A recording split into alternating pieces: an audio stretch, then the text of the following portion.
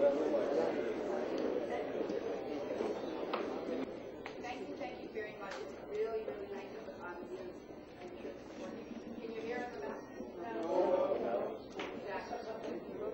never thought of technician, but I guess things can always change.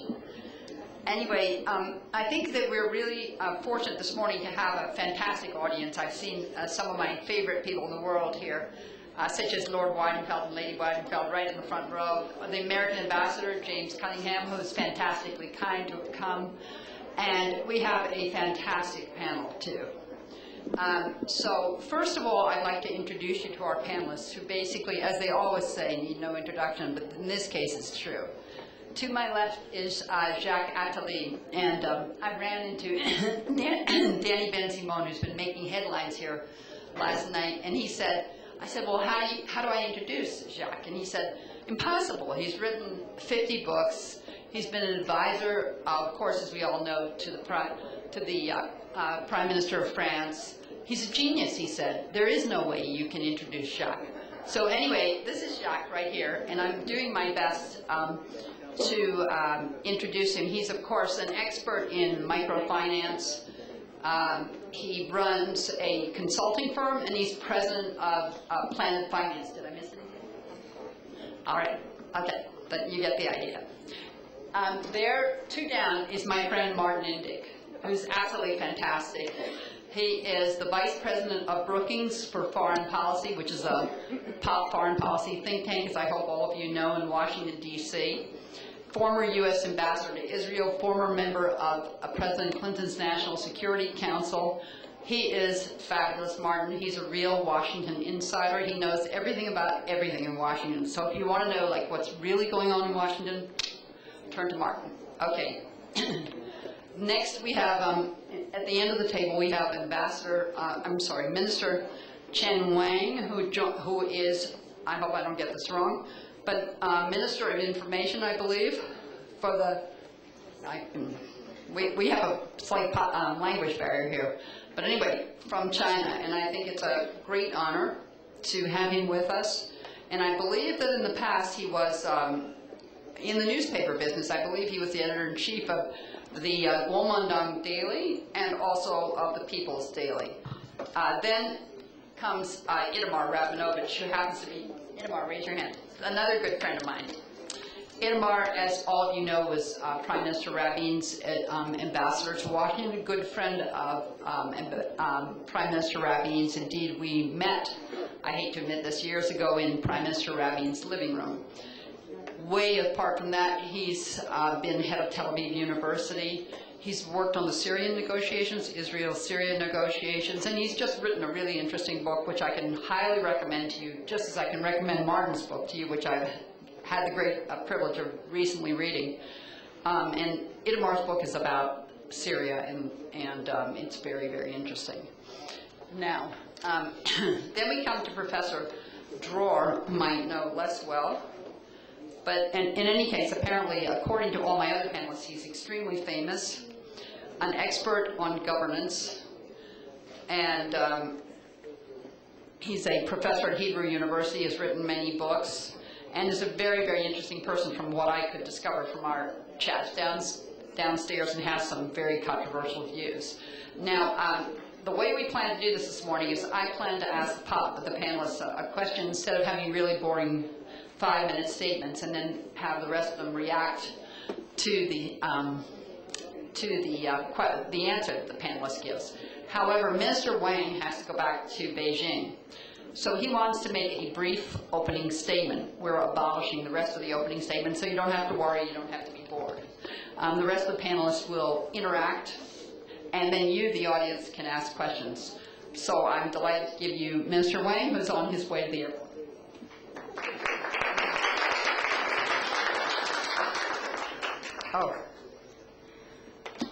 Oh yes, there's supposed to be earphones. Are there earphones?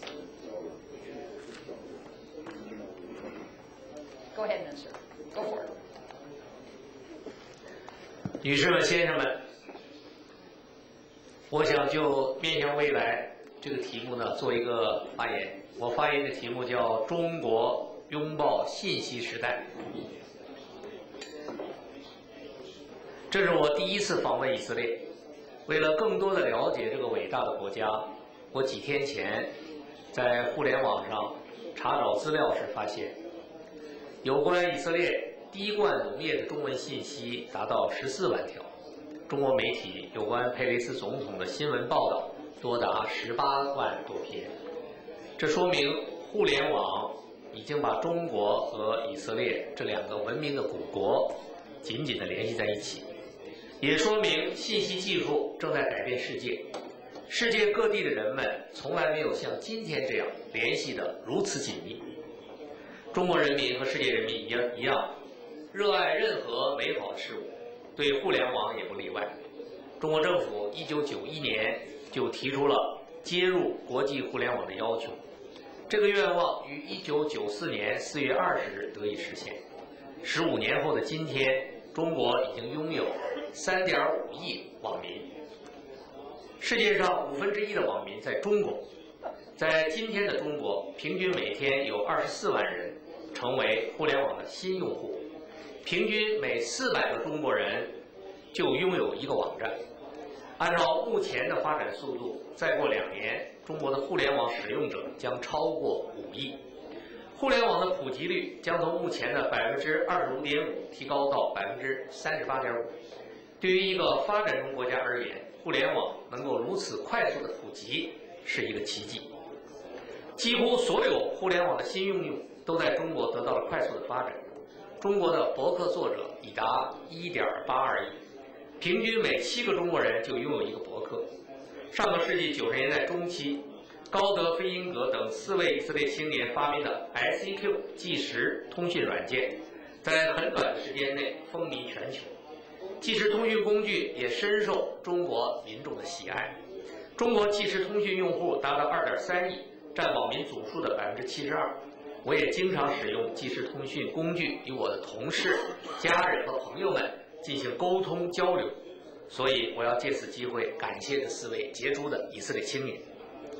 中国人民从互联网受益匪浅，在中国，互联网正广泛地应用于电子政务、电子商务、公共教育、新闻传播等各个领域。电子商务在中国快速发展，中国电子商务的交易总额在过去5年保持了45%以上的年均增长速度，2008年超过了4600亿美元。互联网已经成为推动中国经济发展的新引擎，促进中国经济增长方式转变的新动力，将为中国发展低碳经济发挥独特的作用。互联网作为新媒体，在中国媒体产业格局中的地位日益突出，已成为中国民众获取信息、了解世界的重要渠道。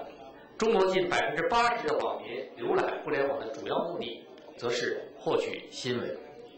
中国互联网发展正在出现一些新的变化。中国的传统媒体在进行自身创新的同时，正全面地与互联网融合，为中国的媒体产业发展注入了新的活力。在中国，固定电话网、互联网和广播电视网的融合3网融合过程加快，这将进一步提升中国的信息化建设水平，使更多的中国人享用当代先进的信息技术的成果。第3代无线通讯网络 3G 在中国已经全面地开始商业运用，为7亿多移动电话用户实现实时处处在线提供了可能，也为互联网的新服务、新应用拓展了更大的空间。更令人欣喜的是，在中国新产生的网民中，75%是在农村地区，这标志着中国城乡数字鸿沟正在快速的弥合。中国人民十分珍惜信息化带来的宝贵机遇。新中国成立60年来，中国的社会面貌发生了深刻的变化，但中国仍然是一个发展中的国家，人口众多。只有发展，才有中国人民的幸福。中国的发展也必将有利于世界的和平繁荣。中国寄希望于以信息化带动工业化，实现工业化和信息化的融合，推动国民经济跨越式发展。中国政府正在采取一系列政策和战略措施，促进中国的信息化过程，鼓励一切有利于信息化建设的科技发明和创造。女士们、先生们，中国不同于其他任何国家，认识当代中国不能忽视中国的历史和文化。历史上，中国人民曾经被西方列强欺压蹂躏，60年前的中国人没有任何人权可言，过着十分贫困、艰难的生活。新中国成立以后，人民成为国家的主人，特别是改革开放30年来，人民生活明显改善，所有中国人都十分珍惜来之不易的民族尊严和越来越美好的生活。正在以色列举办的感知中国文化活动，就是希望以色列人民更多的了解真实的中国，增进中以两国人民间的感情。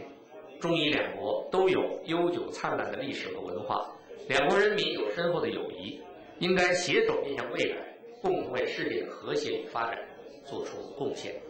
谢谢各位聆听我的讲话，因为我还要去赶飞机，所以不能够听取以下各位精彩的发言，也不能跟各位展开交流，我对此表示深深的歉意。谢谢大家。Thank you.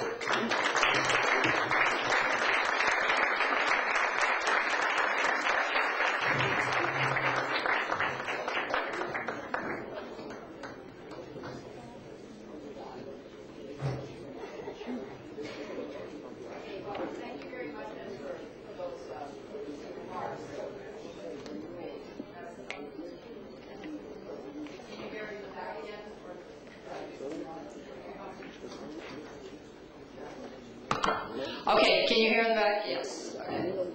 All right, so what we decided to do this morning was to look ahead in the next 5 years and to discuss with our panel what they believe are going to be the most important and difficult geopolitical problems ahead, and whether they believe the existing institutions like the IMF and the United Nations,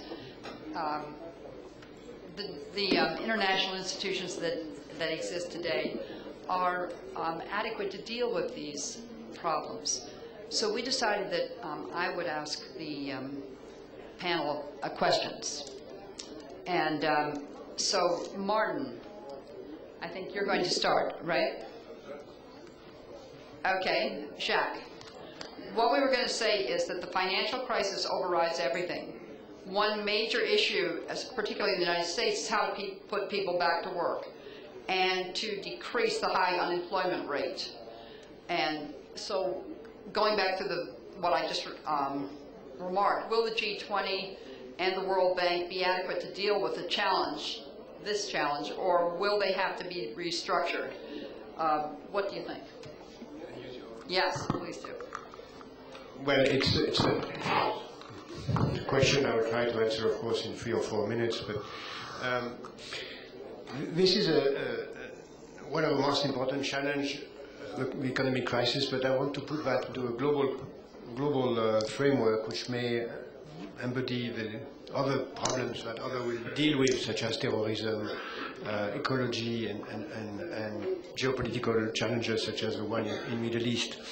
My main point, if I can say that in a nutshell, is that we today have agreed worldwide to have a globalization of markets, but we have not yet realized that there is no market that can work without a rule of law. And the problem is, how can we have a global market without a global rule of law? For me, it's the most important point. And a global rule of law, it's needed by markets, because you don't have a market that can work without property rights, and there is no property rights without justice, police, jails, in order to have people in position to enforce property rights.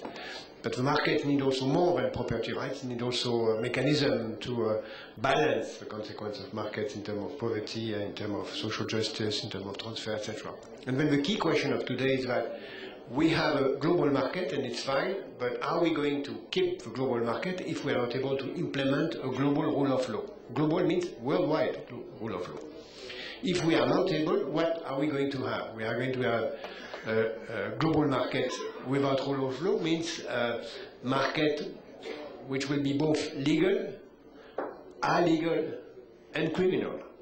And there is an example, if I may go up to a caricature, and I cannot do more than a caricature in 4 or 5 minutes. We have an example of a country without a state to implement the rule of law, which is only one example, which is Somalia. It's a very interesting example. A country without a government for 15 years, the government is outside. And then, what do we have for that? We have non-government, pirates, drugs lords, warlords going around. The real threat of today is to have a global Somalia, to have a world becoming a global Somalia, to have a Somalization and not a globalization of the world.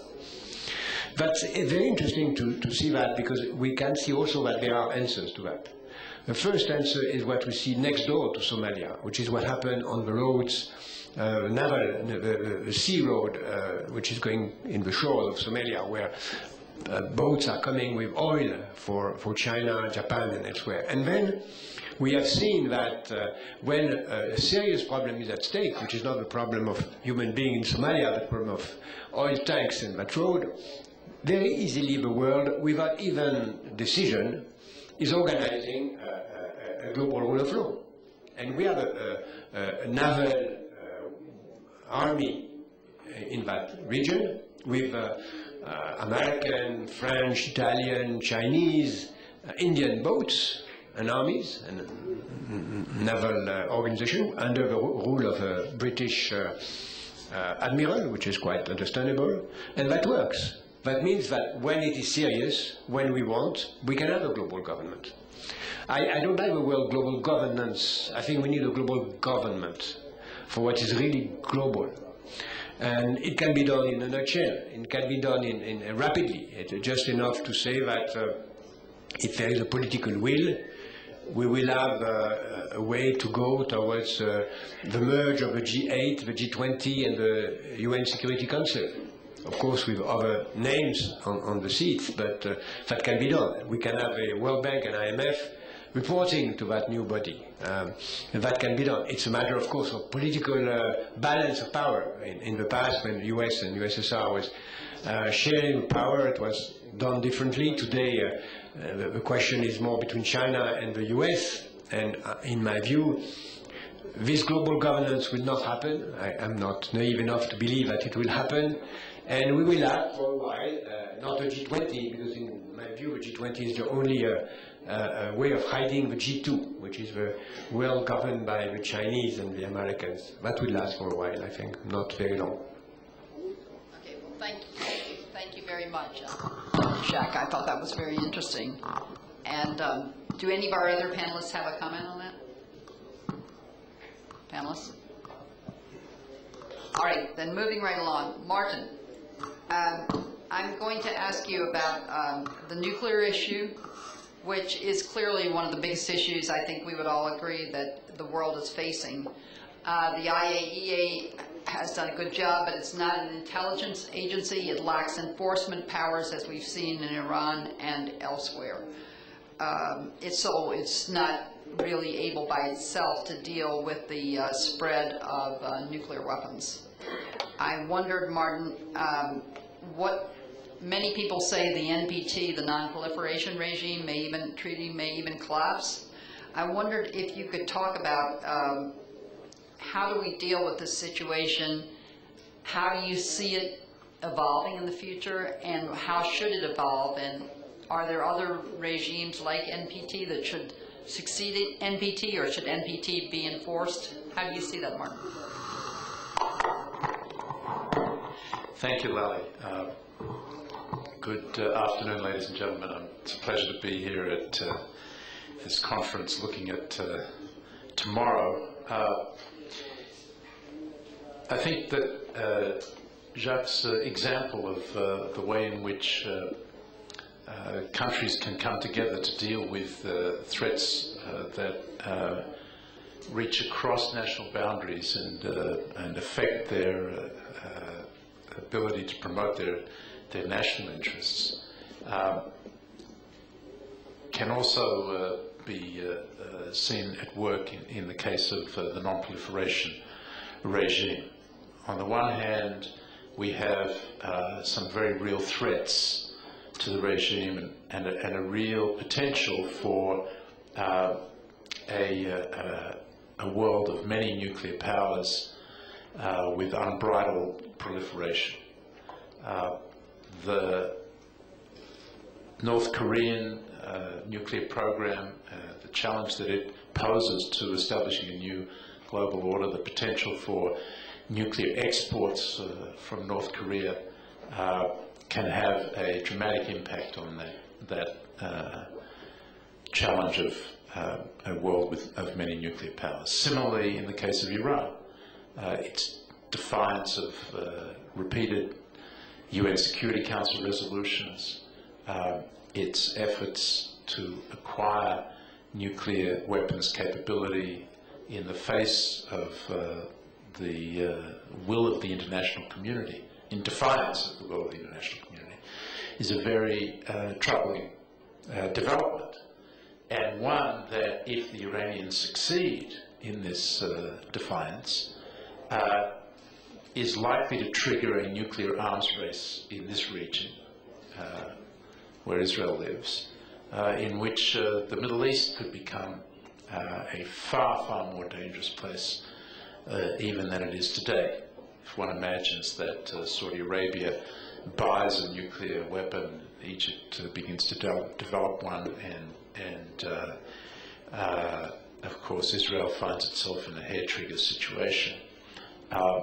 So one can see very clearly the potential for nuclear chaos, but it's precisely because that threat is clear that you see a whole range of responses from the international community designed to try to head that off.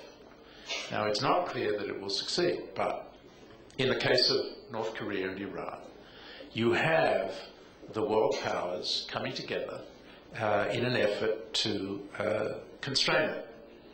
The talks in Geneva yesterday apparently did not go well, but are nevertheless focused on an effort to get Iran to ship out its enriched uranium so that it will be placed under more effective international controls. They have agreed in principle to do that. The reason that they agreed in principle to do that, I believe, is because it was possible for the first time to put together a coalition of powers that included the Russians, and therefore created a circumstance in which Iran felt that if it did not find at least a tactical way to head off what was becoming a united will by the international community to curb its nuclear program, it would find itself in great difficulties. And indeed, as I understand it, that was the message that the Russians gave the Supreme Leader, that unless he found a way to respond to the demands of the international community, Iran would find itself on its own, and Russia would not be able to do anything to help it, and the consequences would be severe indeed. And so we have a very clear example of the way in which threat produces a response that may, if the response remains a united response, produce a breakthrough to curbing of Iran's nuclear capabilities. That in itself would not be enough. And so we have President Obama at the chairing a UN Security Council meeting last month, in which the focus was on how to reform the non-proliferation regime in a way that tightens the safeguards, the inspections, and creates a circumstance in which it becomes much harder for those countries like Iran and North Korea that would seek to break out and acquire nuclear weapons to do so.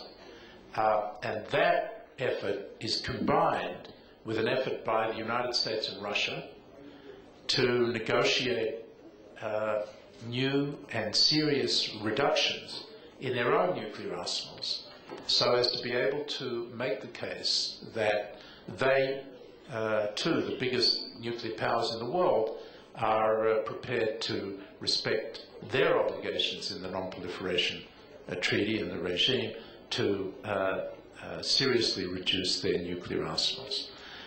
So you can see emerge both a threat and a response. It's not at all clear that which one will prevail. Will it be global chaos or global order?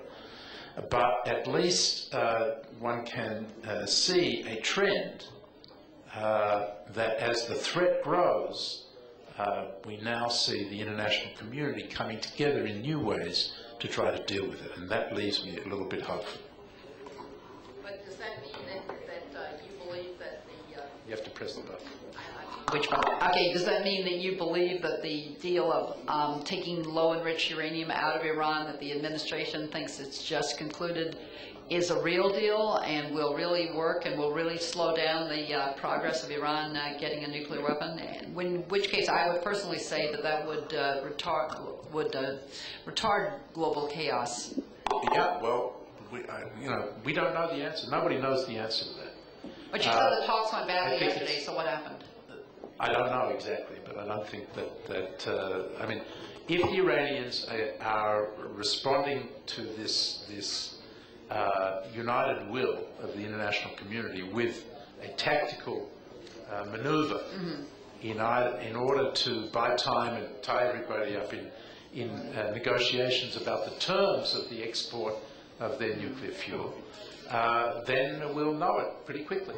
And if that's the case, then we will be moving to the Security Council and trying to get effective sanctions, or what Hillary Clinton calls crippling sanctions.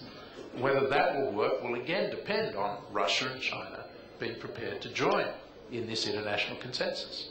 But the more that Iran goes down the road towards nuclear weapons capability, the more there seems to be a will on the part of the international community to stop it. And so we're in the middle of this game. And I can't tell you how it's going to come out, but it seems to me that we can see a positive trend in the way the international community is reacting. Does anybody have anything? Anyone on the panel have anything to add? Yeah, if I may, Lali, you mentioned the IAEA, and I want to give it a very low grade. I think you were very kind to them.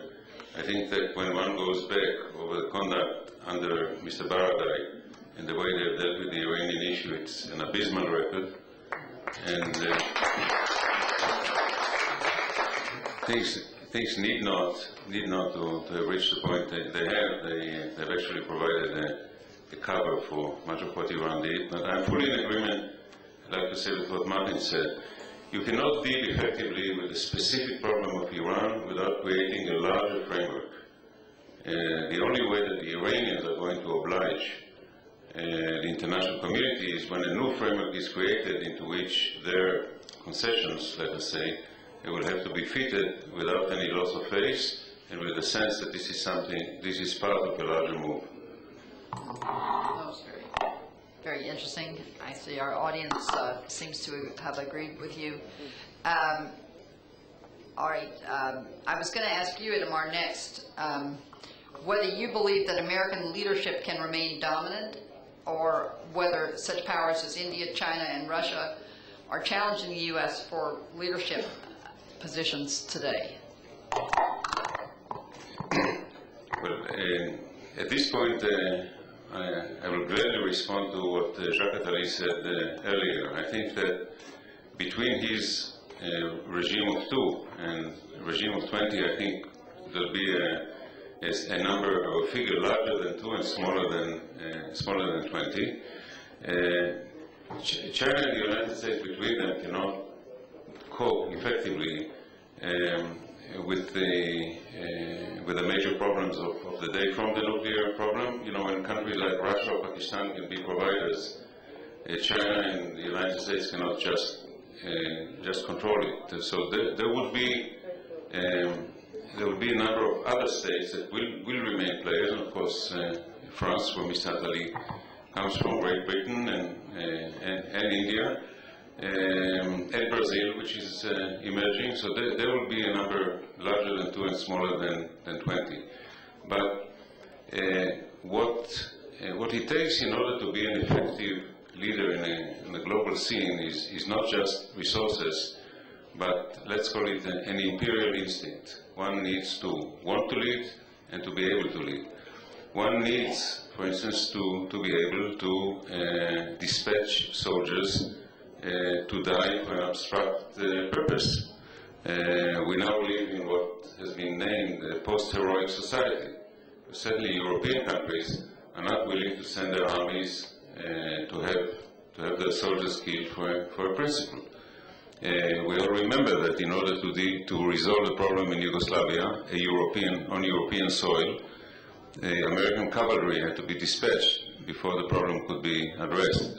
When Italy sustained a relatively small number of casualties in Somalia, it simply withdrew.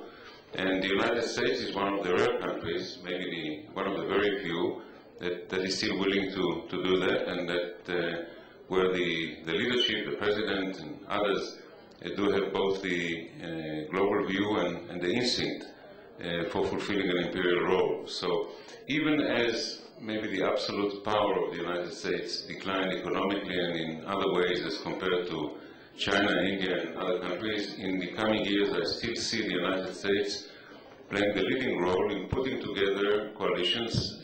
Again, the case of the Somali pirates that was mentioned by Jacques Attali before is an excellent illustration of a group of nations working together, but somebody has to take the lead, and for the coming years I see the United States alone as being able to play that role. Professor Dror, I understand that you have very unique views on the international institutions, and very, as you put it, radical views. So I wondered if you could tell our audience about whether you think the current institutions, the World Bank, the UN, the IMF, are adequate to deal with the current problems that the world is facing, all the countries in the world are facing, or whether you think we need new institutions, or whether the institutions we have should be remodeled. Let me start by taking a long-range view of the problem. After all, 5 years is a very thin slice in history. It's important for crisis management, but to prevent even harsher crises from coming, we need a longer perspective. Looking for a moment at the fundamental change of humanity cascading into an unknown future, the new feature is as follows. For the first time in the history of the human species, does it possess the capacity to liquidate itself? This was never the case. Modern science and technology provides the tools to provide a thriving pluralistic future for humanity, or to liquidate itself intentionally or not. Therefore, the question to be asked in evaluating global institutions is, in addition to crisis handling, can they prepare themselves in a longer perspective, let's say to be realistic, 30, 40 years, beyond that it is too much uncertain, to prevent catastrophe. This is the first task. Then, if you prevent catastrophe, the second task is to make the future a little better. Now, I think there's 3 basic facts to be taken into account. One, all significant problems are of global scale, which means that local or regional treatments, however important, are inadequate. 2, many of those problems require a critical mass of intervention with historic processes. This requires a rather strong global regime, because consensus cannot be relied upon. Doctrines of sovereignty limit the possibility to do what is necessary, and in some cases, global institutions cannot operate as gardeners, helping local bodies to grow. They have to intervene in depth For instance, to mention a problem which is maybe more serious than those mentioned till now, to control the uses of biotechnology, with the potential to change the very nature of humanity, we don't know into what. This leads me to the following politically incorrect and unpleasant, but still I think very clearly needed conclusion. We need something in between Thomas Hobbes and the philosopher who wanted a consensual regime, which is Kant in his internal peace. To sum myself up, I think that unless we can develop a decisive global governance based on an unpleasant power oligarchy, we cannot avoid catastrophes. Now let me conclude with a test question, a thinking experiment. Let us think together, assuming, God forbid, and excuse thinking on the unthinkable type of question, that there is a limited nuclear war. Not in the Middle East, but somewhere else. And a significant number of human people get killed or suffer, but humanity learns to establish a strict global regime against mass killing endeavors. Looking at the history of humanity, is this a pessimistic or an optimistic scenario? When we don't have time in my seminars on statecraft planning, we play around with it. I say, regretfully, it's relatively optimistic. Humanity doesn't learn even from catastrophe.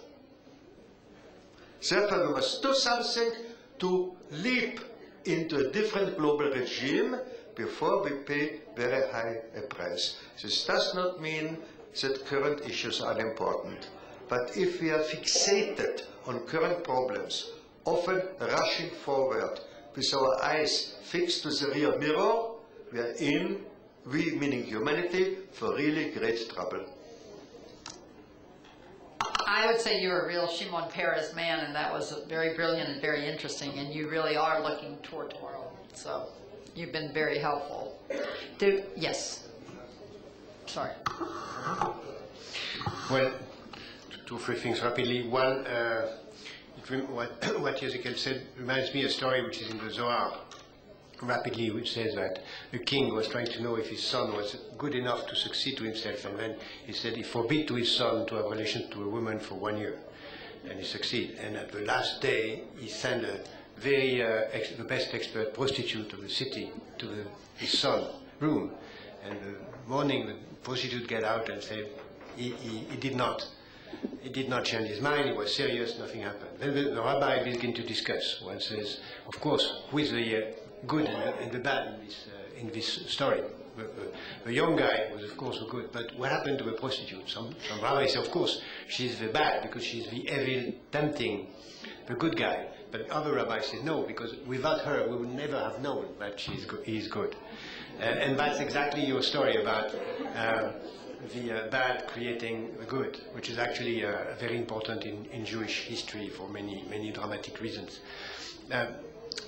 For me, the most important challenge of the next 30 years, if we go further than the next 5 years, is demography. And it's clearly a most important issue for Israel, demography. We are 6.8 billion, we're going to be 9 billion. In this region, the balance of power, demographic balance of power will change, and that will be crucial. And all that demographic question is leading to the fact that without a global rule for agriculture, for food, for ecology, for drugs, for whatever, we will not manage the world. How this global rule will be run? Will it be run by a new imperialism? And as you said before, for imperialism, you need to have someone who wants to be the ruler.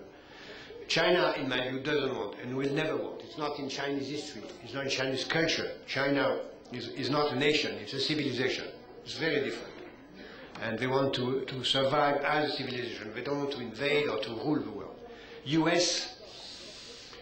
Will the US will have the means to stay as a ruling power, knowing that nobody wants them to be that they have huge numbers of things to fix at home, that they are with a lot of financial problems. I think that there is a potential probability that the US will withdraw, and that a lot of people that today are against the American presence will beg the Americans to stay in the future, but they will withdraw. And then the question is, who will to take the burden of international order? I don't see anyone. It's why I'm thinking that chaos is most probable than order, except if we are able to put in place now a global ruling body.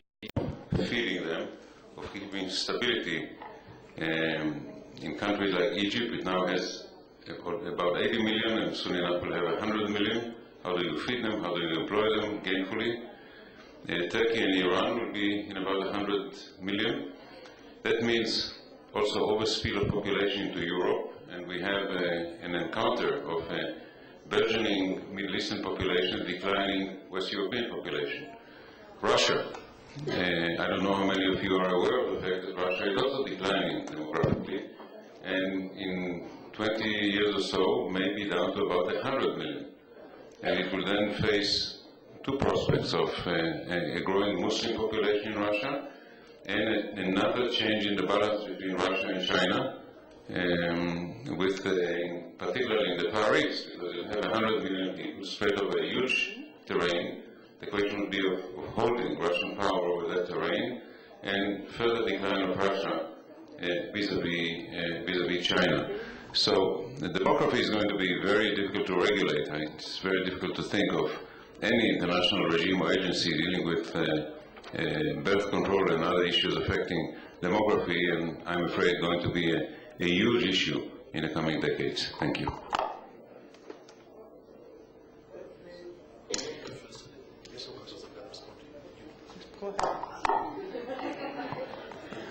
Thank you. Eshkol talked about a global government based on a strong oligarchy, and I think Jacques actually agreed with that basic requirement, except gave it a sense of urgency. And then was quite pessimistic about the notion that the United States was going to withdraw, and therefore this wasn't likely to happen. And I don't agree with that. First of all, it's very clear that the United States, in relative terms, its power is declining somewhat. But I don't see the urge to withdraw coming out of that. Certainly, I don't see any indications of that at the moment. What you hear repeatedly from President Obama, and I think he said it again yesterday in the message to the conference, was that the United States is willing to lead, but it needs partners, cannot do it on its own. That in itself is an important recognition, and I would say it's more important than the imperial instinct that Itamar talked about. That is to say, if we're going to develop some kind of global government to deal with these global challenges, then the primary requirement is leadership that produces a partnership, not leadership that seeks to impose its will. We went through that for the last 8 years. It didn't work.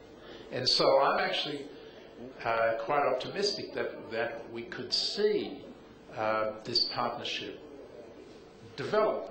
And the reason for that underneath it all is that if you look at this era, and I would be interested in Eshkol's response to this, if you look at this era, what one sees is an emerging international consensus on these critical issues that are driving the threat of chaos. That unlike previous times, of course, we can think most clearly of the Cold War, there is agreement not to give up national sovereignty, but to recognize that the issues we've been discussing are challenges to the Commonwealth, to all of us. And that consensus, with the leadership of the United States as primus inter pares with the others, can actually lay the foundations for the kind of global governance that we haven't seen since the Concert of Europe. But it's an interesting parallel with the Concert of Europe. Okay, Professor. First, two very brief comments on demography. Retroactive studies of demographic predictions have shown that no demographic prediction was true for more than 20 years. So are non-linear processes. We don't have good models of them. The world is changing. It may be, as he said, but to extrapolate 20, 30 years present demographic lines is not a reliable way for outlook. Second, very important for thinking in terms of history. Please, ladies and gentlemen, let us for a moment not think in terms of calendaric years, but in terms of generations. The life expectancy nowadays is between 70 and 80 years. Of them, 50 good years with a little luck. This leads to a radically different time scale than a period when life expectancy was 20, 30, 35 years. This introduces a certain slowness in the processes, which we should not ignore when speaking about rapid change. Because rapid change is somewhat tied in to generational turnover. Generational turnover is changing with the changes in life expectancy. Now let me go to the question of global governance. If the chair lady permits, I will tell a short story. A short story is based on a science fiction story, I don't remember now the author. I wrote on it an article called Lucifer Smiles. We have a scientist developing a new source of energy. Blessing for humanity or curse for it, depends how it is used. He has a 12-year-old daughter. He works with his computer. A well-dressed lady knocks on the door. The girl opens it, and the lady tells, "Dear girl, I brought you a present." The father runs down, but the girl opens the present inside a primed submachine gun. The father asks the lady, "What are you doing?" And she says, "What are you doing? To give to humanity knowledge that is not ripe to use." We have a basic difference between human technological capacities and moral, cognitive, and institutional capacities. This is where I hit the problem of global governments. Maybe it will work out like this. I hope so. But please, let's be clear about the degrees of intrusive interventions necessary. Let's say control globally all biotechnological laboratories. I'm waiting to see consensus on that. I'm waiting to see a vote in the United Nations on that. I'm waiting for countries opening themselves to intrusive examination of all the biotechnology. Very difficult. They won't do it willingly. On the other hand, not to control biotechnology, which increases the capacity of fewer and fewer persons, by design or mistake, to kill more and more. Please follow the literature on composite biotechnology to synthesize new viruses. We don't know what we're going to do. I think we're moving in a situation with incremental improvement, and the leadership, depending on consensus, will not work. So we have to strive for a kind of a new Pax Terra, not like the Pax Romana, which was, in any case, for the Jews were oppressive, so it was a big achievement in other terms. I'm not sure if this will go by smiles and consensus. I doubt it. Okay, now I'd like to ask the panelists to make their remarks quick, and and then I'm going to turn it over to the audience to ask questions. But I'd like to ask you your views. I mean, we've discussed the fact that whether the United States has is not number one or is faded due to our terrible economic crisis of last year or not, it's still a major player. And the leader of the United States today, of course, is President Obama. So I'd like you to answer quickly and concisely. Martin, do not look at, okay, pay attention. I'd like you to answer, what do you think of his role so far in international affairs? Do you think his policy of engagement is really working? He seems to engage with Cuba, Iran, et cetera, et cetera. I know, I mean, he's at 4 in the polls in Israel. He's highly unpopular here. He made the Cairo speech, highly disliked. I mean, people argue, well, it's really misunderstood. Maybe it is, maybe it isn't. How do you see this administration? Martin, why don't you start, and then try to make it brief so we can have our audience participate. Boom. Well, I'm the wrong person to start, but since I'm a big D Democrat and Obama supporter, and therefore think he's doing great. That's true, but she's the Secretary of State. But I think that what we see is that the world in general, although not Israelis in particular, have responded overwhelmingly to the message that he brings to global issues, which is that the United States, as I said before, wants to approach these issues in a different way and wants to do it through partnership rather than dictation. And that it's no longer pursuing a policy of my way or the highway.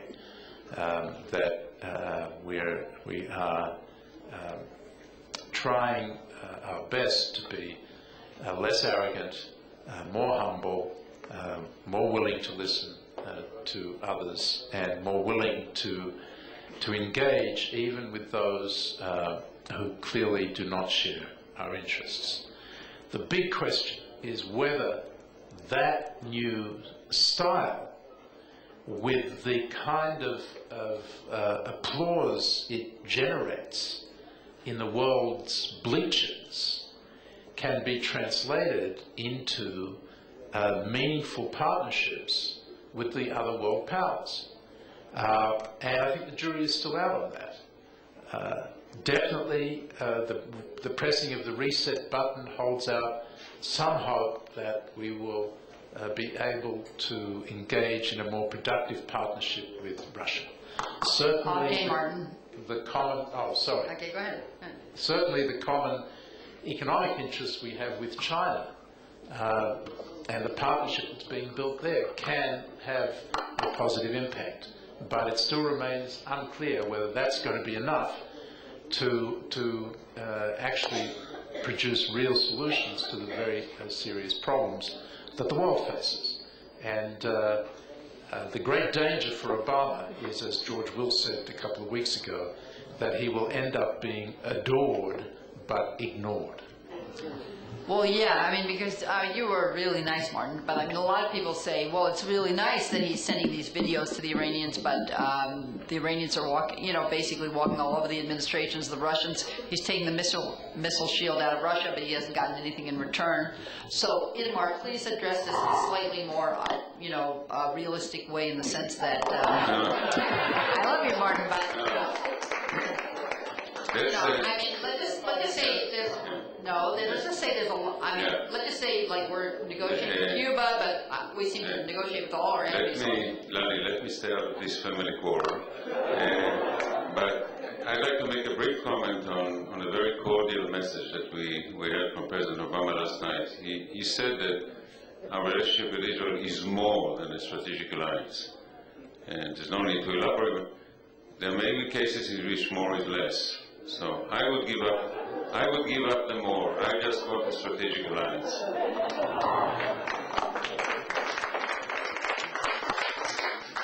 Jacques, how do you see President Obama from France? I heard the President of France was none too pleased when President Obama went to France and said he didn't have time to go to the Elysee because he had to go shopping with his family.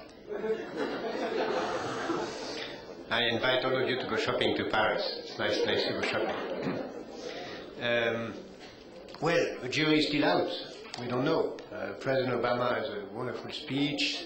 I am very, as it was said before, a fact that he's considering his partners changes for many other presidents, not only the last one, but many other American presidents, and mainly for France. But many American presidents were not aware of the difference between France and Luxembourg, and it seems that there is a beginning of an understanding of that difference today.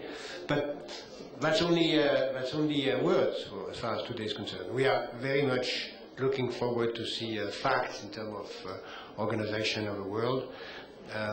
I am personally still thinking that the US president is much more inward-looking than outside. That he has so many problems for unemployment, budget deficit, potential collapse of the dollar, the relation in terms of how to rebuild the US. And I don't know how we will be able to do more than words for the rest of the world. But it's why I urge to find a global solution. The Chinese are very interesting in what they have said. I mean, what they have said on the fact that they don't trust anymore the dollar, that they want to get rid of the dollar, not to have a renminbi replacing the dollar, but they want a global currency. It's a fact that the global economic crisis make a lot of people understand that the US is not anymore in position to be a ruling country for financial issues.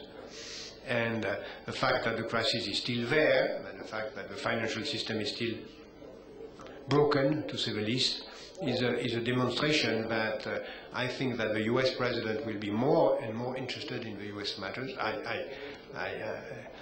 I hope I am wrong, but I'm afraid of that. It's why I think that this will, by the President of the United States, to go towards having partners, go beyond having partners, go into having a kind of new institutions in charge, new institutions.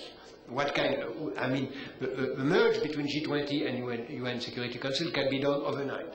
If a President of the United States was proposing, let's work on an agenda to have a real global governance, a real global UN with a global economic power, that will be a real way of saying, I want to have partners. If you want to have partners, you need to have a governance to put partners into that kind of decision-making process. But he's already working in that direction. Surely you would concede that already the way in which the G20 has been embraced as a major economic institution to address these issues is exactly what you want. No. That's what he's done. No, G20 is informal, and when it is informal, it's not a forum for decision. It's just a photo opportunity, nothing more.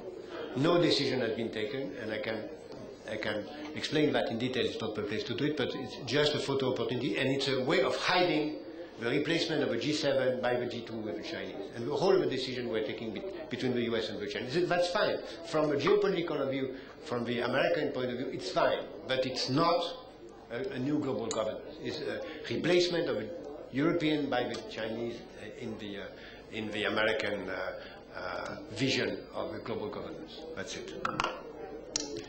If we look on the history of American presidents, a number of patterns are quite clear. Becoming a president is a face jump. No one is prepared for it.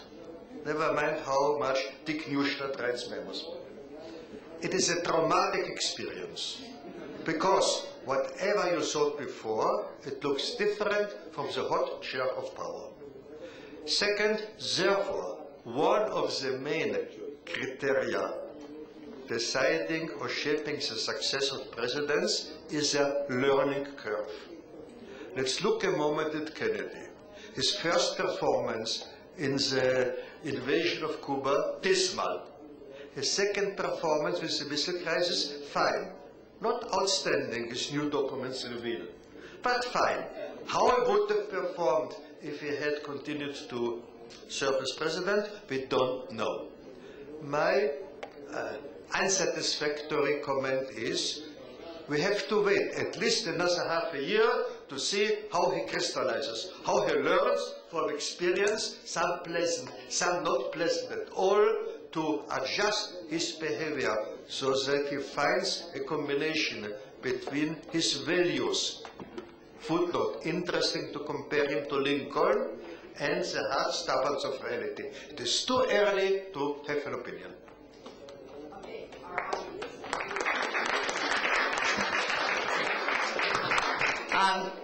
can we turn now to our audience? Do we need a microphone or not? In any case, does anybody have a question? Would you like to put your hand up? Okay, go for it. Speak as loud as you can. Could you introduce yourself, please?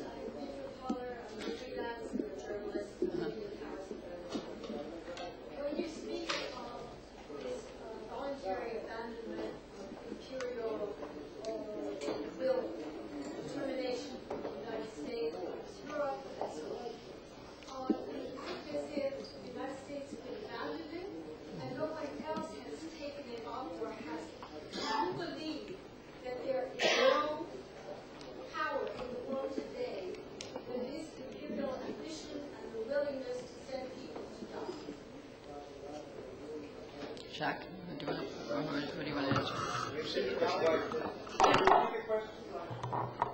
I think the heart of the question was, if the United States is giving up on its imperial instinct, is there another power emerging with that instinct, ready to sacrifice blood necessary to establish dominance?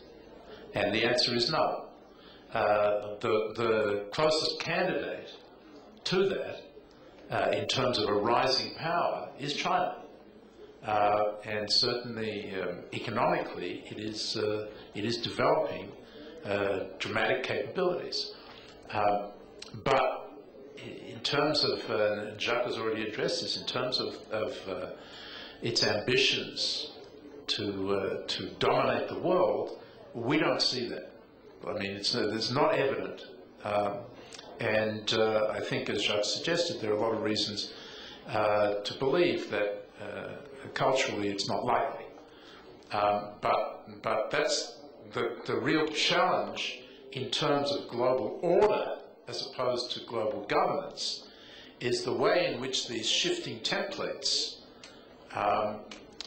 come out in terms of the rise of China and India and Brazil, and the decline of Russia and the United States.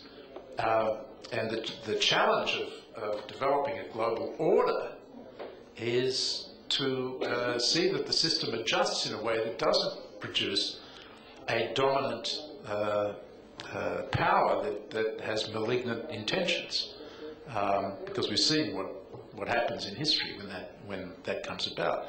But as I say, I'm relatively optimistic in this regard that we can avoid that kind of situation emerging, and that instead we can work out a readjustment of the global balance of power in a way that produces a more benign outcome rather than a single dominant power with, as you say, an imperial instinct.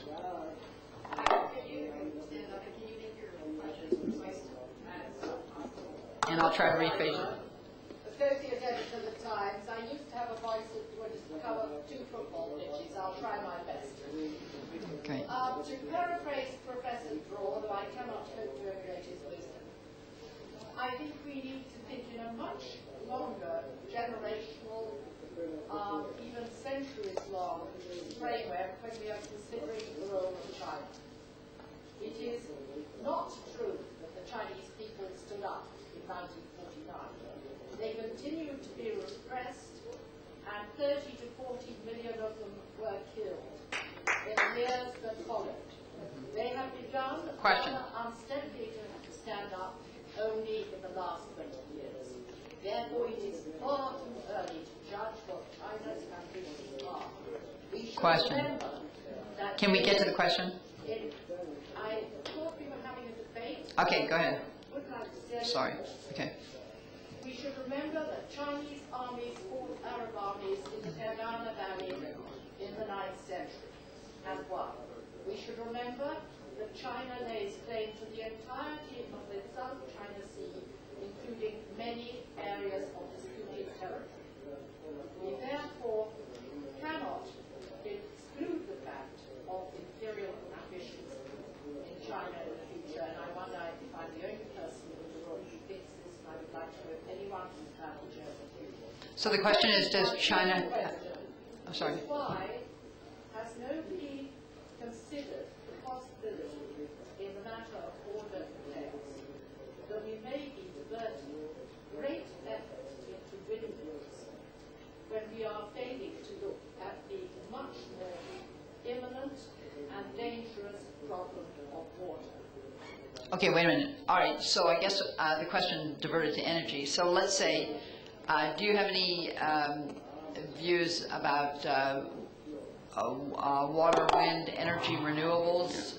Any two comments. I fully agree. We neglected to mention energy when we spoke about the crucial geopolitical issues of the coming decades. Climate change. Despite the very optimistic statement by Prime Minister Netanyahu last night and many other optimistic statements, I cannot see the the customary sources of energy being fully replaced anytime soon, and the questions of supply of oil and gas and the pipelines that will transmit them from the countries of origin to the countries of consumption will remain major geopolitical issues, at least in the coming 2 decades. Secondly, about China, you know, some empires are created by design, and in some cases an empire stumbles into its imperial possessions.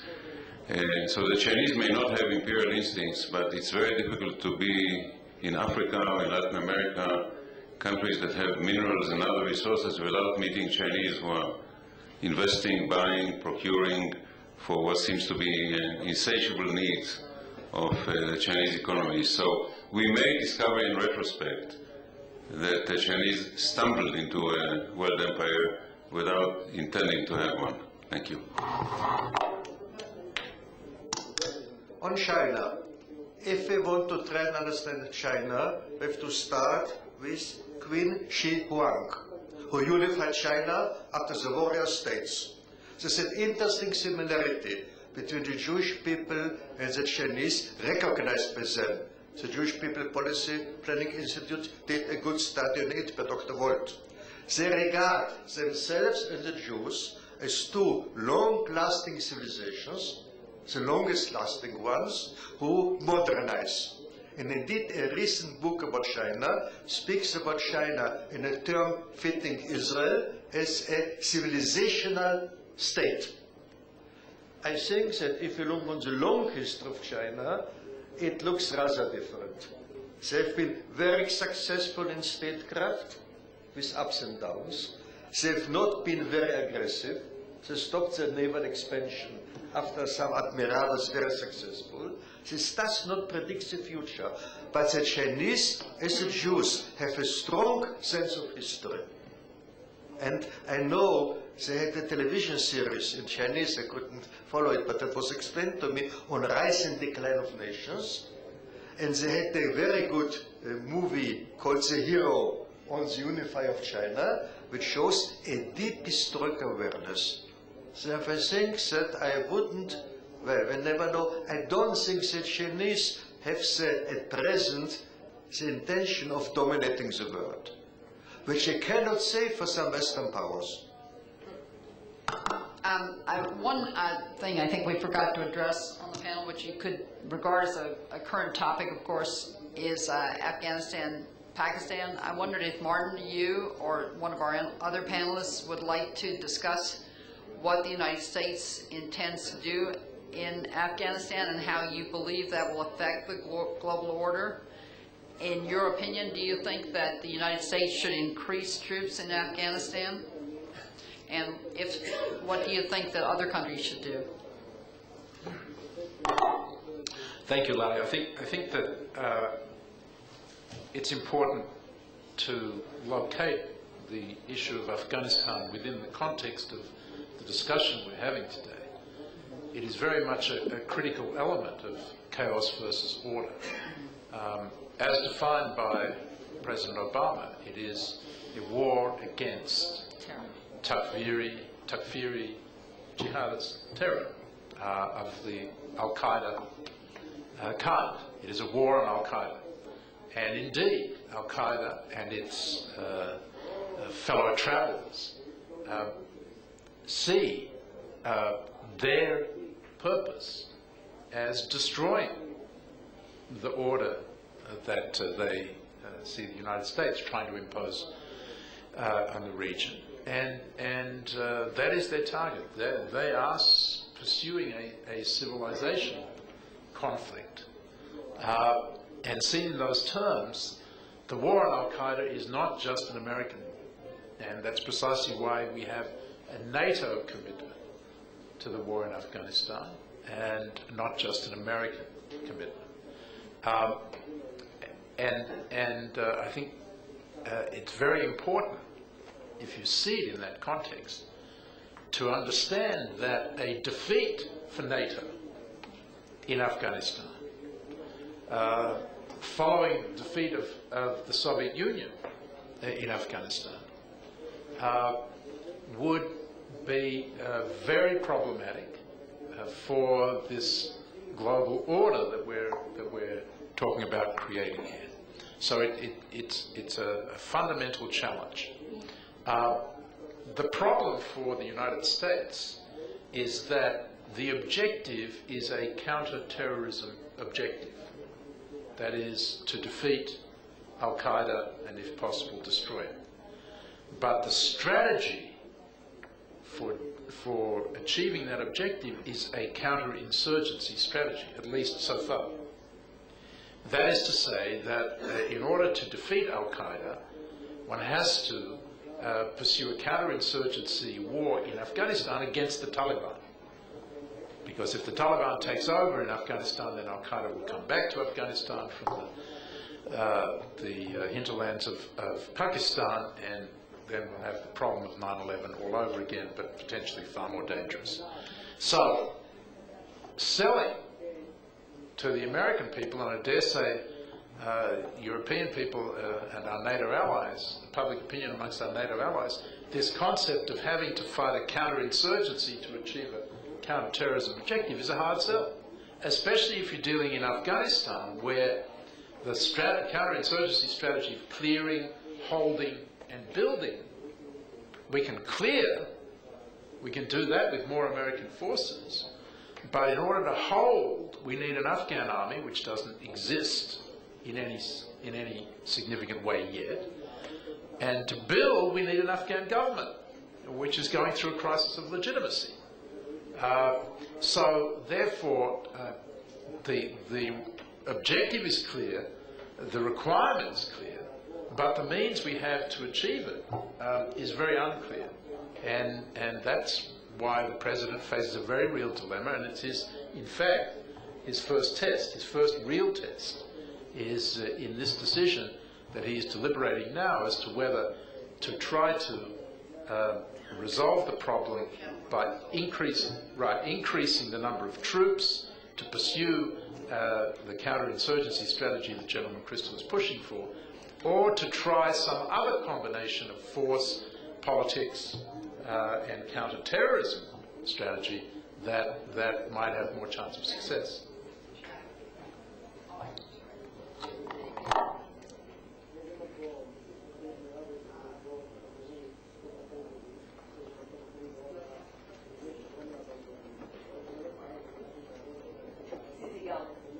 I'd like to ask the panel to try to square two different concepts that you've been talking about. One was some form of a global governmental body that could effectively control bioterrorism, nuclear terrorism, and other dangers in the world. I assume you're not talking about the UN, but some other global body that would be created. How to square that concept with what you've also discussed about the emerging demographic trends, whether it takes 20 years or more to figure out what the demographic trends actually are. Isn't there a conflict when we're thinking about, I mean, I guess my question is, what global hegemony are we actually talking about, not for the next 2, 3, 5 years, but over the long term, and how does that affect Western civilization and the values of Western civilization? Because clearly, many of us in the room do embrace those values, and it seems that the demographics and this global governmental body would lead us to some other conclusions. So I'd just like to hear your take on that.